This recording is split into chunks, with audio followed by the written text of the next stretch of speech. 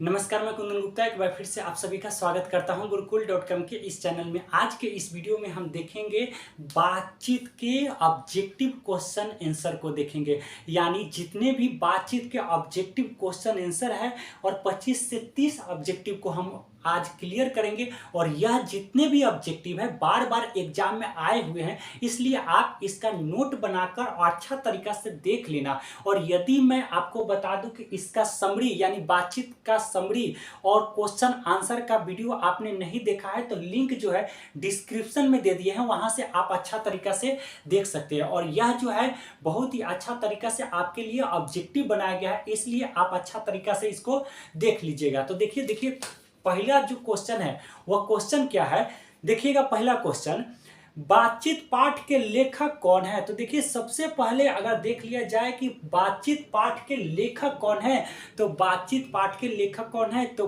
बाल कृष्ण भट्ट है। यानी बाल कृष्ण भट्ट है कौन?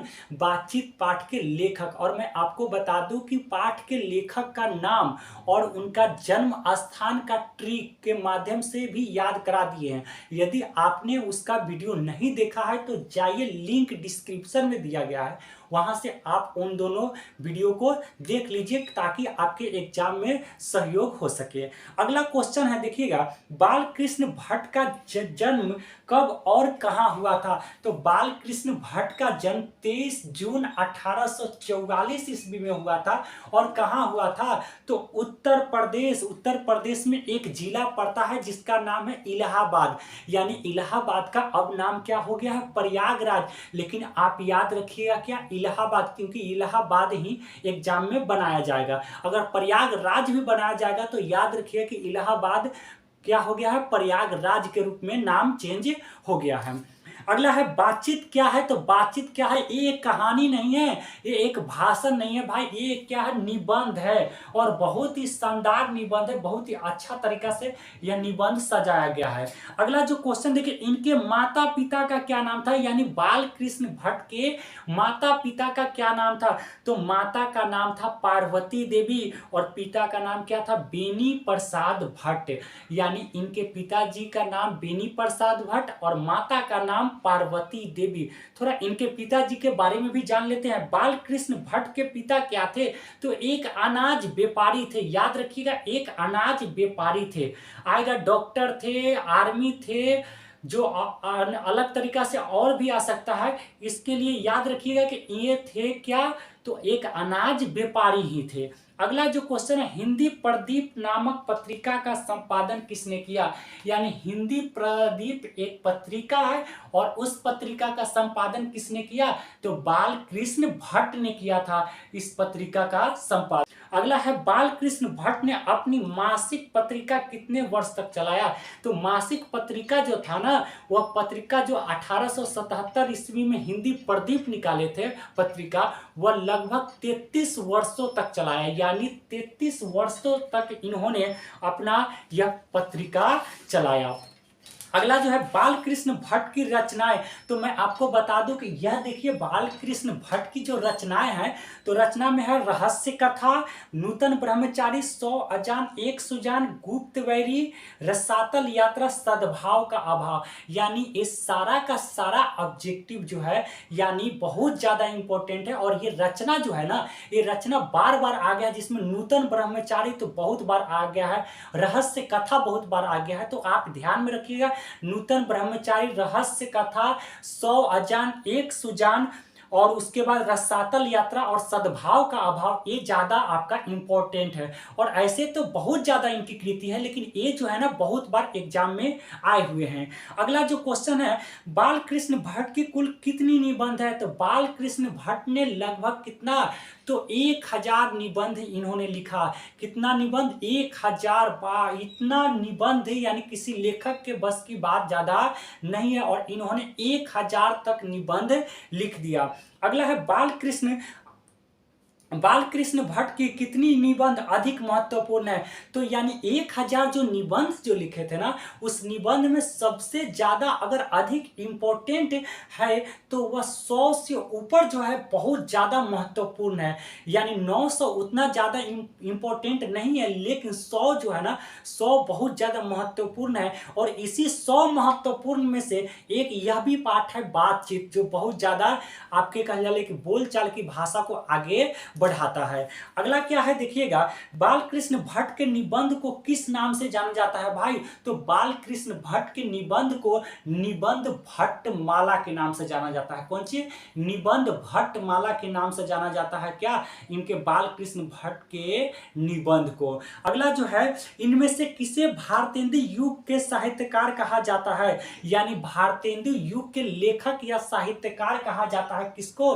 तो बालकृष्ण भट्ट को कहा जाता है। और यह भी बहुत बार आ गया कि भारतेंदु युग के लेखक कौन थे? तो यानी यही थे। अगला देखिएगा, इनमें से कौन सा पाठ भाषा शैली का प्रतिनिधित्व करता है? यानी भाषा शैली को बढ़ाता है कौन सा पाठ? यानी कोई भी पाठ दिया रहे, रोज दिया रहे, बातचीत दिया रहे, उसने कहा था दिया रहे, अगर 4 ऑप्शन बना देगा तो उसमें से याद रखिएगा बातचीत जो है वो भाषा शैली को बताता है, किस तरह से बात करना चाहिए और किस तरह से बात नहीं करनी चाहिए। अगला जो क्वेश्चन है उस क्वेश्चन को देख लीजिएगा, जिंदगी को मजेदार बनाने के लिए क्या जरूरी है भाई? तो जिंदगी को मजेदार बनाने के लिए जिस प्रकार व्यक्ति को खाना पीना जरूरी होता है ना, ठीक उसी प्रकार बातचीत करना भी व्यक्ति को बहुत ज़्यादा जरूरी होता है। अगर सोचो आपसे अगर कोई बात ना करे, आप अपने दुख को किसी को अगर नहीं कह पाओ, तो कहीं ना कहीं जिंदगी जो है भारी भरकम हो जाती है। और क्या होता है कि बातचीत के जरिए जो मवाद या धुआं व्यक्ति के माइंड में जो जमा रहता है ना, वो बातचीत के जरिए भाप बनकर क्या हो जाता है, निकल जाता है। और यह भी जो बात है वह इस पार्ट्स में ही कहा गया है। अगला देखिएगा, किसने 16 वर्ष तक जानवरों के बीच रहा? तो रोबिन्सन क्रूसो जो थे व्यक्ति, वह 16 वर्षों तक किसके बीच रहे थे? तो जानवरों के बीच रहे थे भाई। अच्छा एक बात बताओ, जानवरों के बीच जन्म से आप 16 वर्ष तक रहोगे तो क्या आदमी का बोलचाल यानी ये सारे चाल चलन को समझ पाओगे क्या? नहीं। किसके? तो जानवरों के चाल चलन को समझ पाओगे। अच्छा एक बात बताओ, हाथी मेरा साथी पिक्चर देखे हो ना, उस पिक्चर में जो हीरो होता है वह पूरी तरह से जानवरों के बीच ही रहता है, तो वह बाद में वह जानवरों के जो भी आवाज होते हैं वो आवाज को वह समझ जाता है। तो आप जिसके संगति रहोगे ना, उसके अनुसार आप भी ढलने लगते हो। अगला है, सच है जब तक मनुष्य बोलता नहीं तब तक उसका गुण दोष प्रकट नहीं होता। प्रस्तुत कथन किस पाठ से लिया गया है? तो प्रस्तुत जो कथन है यह किस पाठ से लिया गया है? यानी बातचीत पाठ से ही ना लिया गया है। इसी पाठ में ना कहा गया है कि व्यक्ति जब तक बोलता नहीं है ना, तब तक उसके अच्छाई और बुराई के बारे में पता चलता नहीं है। अच्छा एक बात बताओ, हम आपके सामने अगर पूरी तरह से अगर ऐसे शांत अगर खड़े हो जाए, क्या आप मेरे बारे में जान पाइएगा क्या? लेकिन जब बोलेंगे ना तब आप समझ पाइएगा कि हाँ सर अच्छा है या नहीं है। या कोई भी व्यक्ति के बोलने से ही पता चलता है कि हाँ वह अच्छा है, उसके अंदर अच्छाई है या बुराई है। अगला क्वेश्चन देखिएगा, बोलने से ही मनुष्य के रूप का साक्षात्कार होता है, यह किसने कहा था? तो याद रखिएगा, बोलने से ही व्यक्ति को के बारे में पता चलता है कि वह अच्छा है या बुरा है। और यह जो बात है बेन जॉनसन ने कहा था। कौन कहा था? बेन जॉनसन ने कहा था यह बात। अगला जो क्वेश्चन है उसको देखिए, असल बातचीत 2 व्यक्तियों में हो सकते, यह किसका कथन है भाई? तो यह जो कथन है एडिसन का, यानी एडिसन का मानना है कि असल जो बातचीत है ना वो 2 व्यक्तियों में ही हो सकती है। अच्छा एक बात बताओ, 2 व्यक्तियों में ही ना होगी, अगर वहां पर अगर 2 4 10 व्यक्ति अगर आ जाएंगे तो क्या आप अपना दिल का बात कह पाओगे क्या? नहीं कह पाओगे, क्योंकि वहां पर बहुत सारे लोग होते हैं। अगर आप अपना दिल के बात को रखोगे तो कहीं ना कहीं कोई किसी और को कह देगा। लेकिन 2 व्यक्ति अगर रहेगा ना तो 2 व्यक्ति में असल बातचीत होती है। आप कहोगे तो वो सुनेगा, वो कहेगा तो आप सुनोगे। अगला जो है, 4 से अधिक लोगों में की गई बातचीत को क्या कहते हैं? तो 4 से अधिक लोगों में की गई बातचीत को क्या कहते हैं? तो राम रमौवल कहते हैं। भाई इस बात का कोई भी अर्थ निकलता नहीं है। मैं आपको बताया ना कि जो एडिसन जो थे ना वो कहते थे कि असल बातचीत जो है 2 व्यक्तियों में ही हो सकती है। अगर 2 से अधिक हुए, 4, 5, 10 हुए तो कौन सुन रहा है मेरी बातों को और मैं किसके बात को सुन रहा हूं, और क्या वह बात वहीं तक सीमित रह जाएगी, क्या वह बात औरों कोई नहीं जानेगा? तो ये सारा बात जो का कोई भी ख्याल रहता नहीं है। कौन बात कहां चला जाएगा इसका कोई गारंटी नहीं है। तो यह राम रमौवल कहा जाता है। अगला जो है आर्ट ऑफ कन्वर्सेशन सबसे अधिक कहां पाया जाता है भाई? तो आर्ट ऑफ कन्वर्सेशन जो है ना यूरोप के लोगों में पाया जाता है। यानी वे लोग बातचीत करने की जो शैली है उनके पास बहुत ज़्यादा बेहतरीन होता है। उनको यानी कौन सा व्यक्ति किस बात को सुनना चाहता है और वही लोग बात करते हैं। तो आर्ट ऑफ कन्वर्सेशन सबसे अधिक अगर पाया जाता है तो कहाँ? तो यूरोप के लोगों में। आगे है 2 बूढ़ों की बातचीत का मुख्य भाव क्या होता है? तो 2 बूढ़ा लोग अगर बात करता है ना तो 2 बूढ़ा लोग बात करता है तो क्या होता है? जमाने की शिकायत हुआ करती है। यानी जमाने की शिकायत कहने का अर्थ समझ रहे हैं ना कि वह जमाना का शिकायत करेगा। मान के चलिए कि वह जो है ना हमेशा यही कहेंगे कि यह आप अगर उसके सामने से अगर साइकिल या थोड़ा सा तेजी करके जाइएगा ना तो वह बूढ़ा जो व्यक्ति होता है वह यही कहता है कि हम लोग के जमाना ही क्या था और ये आजकल का जो है लड़कियां और लड़कों का जमाना ही कुछ और। भले वो जो बूढ़े लोग हैं जो है वह अपने जवानी में क्या किए होंगे क्या नहीं किए होंगे वो आपको नहीं पता होगा, लेकिन वो आपको क्या कर देंगे? हंस देंगे। तो हमेशा वह जमाने का क्या करेंगे? शिकायत करेंगे। आप भी करोगे, हम भी करेंगे। जब बूढ़ा हो जाएंगे ना तो हम भी कहेंगे कि जो बच्चा है उस बच्चा को चलते हुए जो लड़का लड़कियां होगी उसके बारे में हम लोग जमाने का शिकायत करेंगे। अगला जो क्वेश्चन है उस क्वेश्चन को देखिएगा।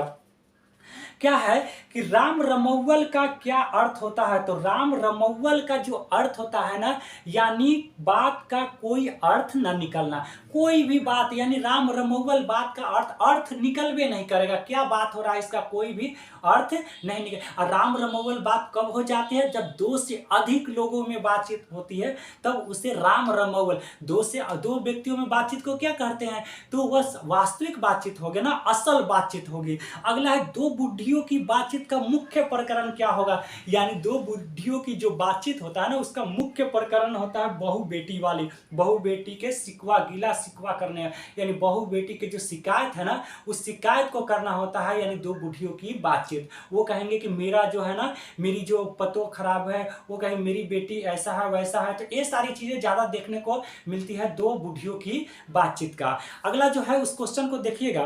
मनुष्य के बातचीत के उत्तम तरीका क्या है? तो मनुष्य के बातचीत का उत्तम तरीका है, सबसे बढ़िया तरीका है तो वह है आर्ट ऑफ कन्वर्सेशन। यानी बातचीत करने का जो है ना कला जो है ना वो बेहतरीन होना चाहिए। क्योंकि आप अगर अच्छा से बात करोगे ना तो कोई भी आपके साथ जुड़ना चाहेगा। अच्छा एक बात बताओ, बातचीत करने के जरिए ही ना आप पर कोई विश्वास करके बड़ा से बड़ा बिजनेस आपके साथ डील कर लेता है।